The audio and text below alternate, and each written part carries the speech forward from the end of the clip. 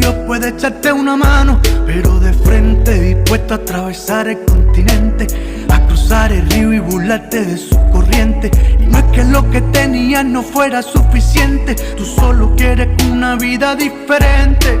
Fragua tu corazón cuando cambiaste agua y se te parte el pecho al llegar a Nicaragua. A ver que hasta en el barrio más pobre de Managua, ni los más pobres que tú tienen que coger una guagua. Locura, la travesía puede ser oscura.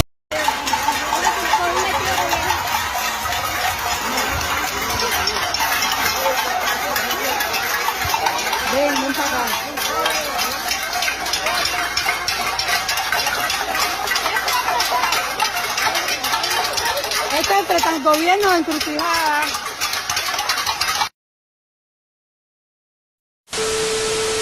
Detenido el periodista José Gabriel Barrenechea tras protesta en Encrucijada. El periodista independiente José Gabriel Barrenechea Chávez fue detenido el pasado viernes 8 de noviembre tras las protestas en Encrucijada, Villa Clara, donde reside, según informó el Centro de Información Legal Cubalex. Una fuente local confirmó a Cubalex que José Gabriel Barrenechea fue detenido el viernes 8 de noviembre, y, desde entonces, su familia no ha tenido noticias sobre su situación, indicó la organizaciones no gubernamentales. De acuerdo con la información disponible, el periodista se encuentra recluido en un centro de instrucción en la ciudad de Santa Clara. Barrenechea es autor de varios libros y ha colaborado con medios independientes como Árbol Invertido, 14 y Medio y Cuba Encuentro, además de plataformas internacionales como Latinoamérica 21, por su postura crítica frente al régimen. Ha sido víctima de censura y persecución por parte de la seguridad del Estado. Desde 2019, está regulado para impedirle salir del país, se le niega el derecho a trabajar, y sus libros están prohibidos en Cuba, señaló Cubalex en su reporte. Hasta ahora, esta sería la 9ª detención confirmada en el contexto de las manifestaciones en Encrucijada. Este domingo, el Grupo de Trabajo sobre Detenciones por Motivos Políticos en Cuba Justicia 11 Julios denunció los arrestos en varias provincias de Cuba relacionados con expresiones de descontento social debido al empeoramiento de las condiciones de vida y la gestión de las autoridades frente a la crisis actual. En Justicia 11 Julios, estamos profundamente preocupados por todas las personas detenidas de las que no tenemos información,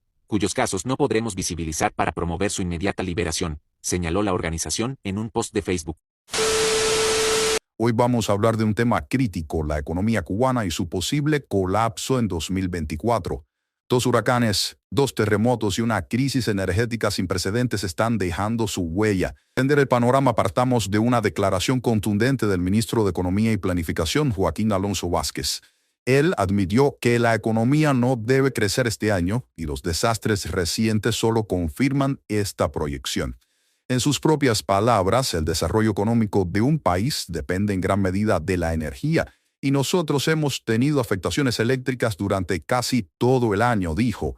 Como si fuera poco, también enfrentamos un suministro inestable de combustible, gasolina, diésel, todo escasea. Así que, ¿cómo se puede dinamizar una economía? Del huracán Rafael, en Mayabeque hay 1.586 viviendas contabilizadas hasta ahora afectadas.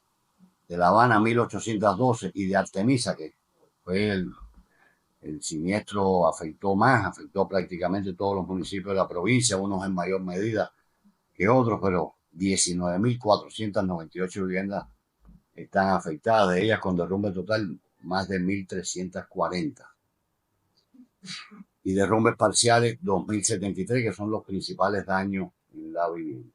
Pero esta situación no es nueva. Ya en 2023 el Producto Interno Bruto PIB de Cuba se contrajo un 1,9% si creemos las cifras oficiales. Ahora, con esta nueva crisis, 2024 parece dirigirse al mismo destino. Incluso antes de los huracanes Óscar y Rafael y de los terremotos que sacudieron al oriente del país, la economía no había logrado recuperar los niveles de 2019. La pandemia, el endurecimiento de sanciones, como dice el gobierno durante la administración de Trump, y errores internos en políticas económicas nos tienen atrapados en un círculo vicioso. Y hablando de los desastres naturales más recientes, los daños son devastadores. Más de 34.000 viviendas afectadas, 200 kilómetros de líneas eléctricas destruidas, 115 instalaciones de salud, incluidos hospitales, dañados, y casi 40.000 hectáreas agrícolas perdidas. Las pérdidas en el sector agropecuario rondan los $16 millones por lo bajo, y esto ocurre mientras el país sufre desabastecimiento de productos básicos. Es como si las cartas también estuvieran marcadas contra nosotros. Y por si fuera poco, la recuperación, la llamada recuperación, va a paso de tortuga si es que camina. Para que tengas una idea, el ciclón Ian golpeó Pinar del Río en 2022 y hasta mayo de este año solo el 59% de las viviendas dañadas habían sido rehabilitadas. ¿Te imaginas cuánto tiempo llevará superar los estragos recientes? A esto se suma el turismo, que solía ser una tabla de salvación para el gobierno cubano. Este año el país apenas ha recibido 1.7 millones de turistas internacionales en 9 meses, un 5,2% menos que en el mismo periodo de 2023, y las metas oficiales de 2.7 millones de visitantes para 2024 parecen cada vez más lejanas e improbables. Para que te hagas una idea de la caída, en 2018 y 2019 el país logró atraer más de 4 millones de turistas. Hoy está muy lejos de esas cifras. Encima de todo esto, la política internacional parece que no va a jugar a favor de Cuba. Con Donald Trump regresando a la Casa Blanca y Marco Rubio como secretario de Estado, las sanciones podrían endurecerse aún más. Esto es una amenaza directa para la economía cubana, que ya está en modo de guerra, según dicen sus dirigentes, como han dicho las propias autoridades. Entonces, ¿cómo se sale de este agujero? Por ahora el gobierno apuesta por medidas de austeridad, recortes drásticos en el gasto público y aumento de más del 400% en los precios de los combustibles. Pero la realidad es que sin divisas, sin corriente y sin un plan sólido, el futuro económico de Cuba sigue siendo muy incierto. Vaya, que se pinta gris con pespuntes negros. Ahora es tu turno. ¿Cómo crees que Cuba puede enfrentar esta tormenta económica perfecta? Yo creo que las Fuerzas Armadas de Estados Unidos solamente se utilizan en caso de amenaza a la seguridad nacional. Creo que hay un argumento muy fuerte que se puede hacer en este momento de que Venezuela y el régimen de Maduro se ha convertido en una amenaza a la región e incluso a Estados Unidos.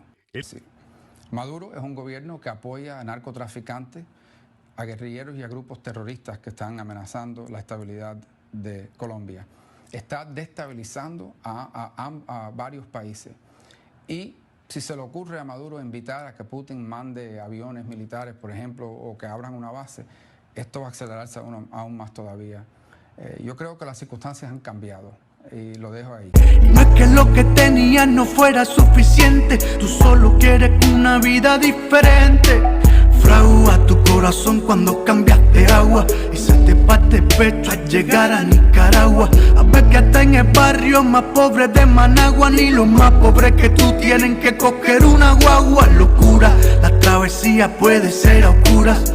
Cuba peligrosa y el fango por la cintura. A más de 120 para llegar a Honduras. No importa la vida en tu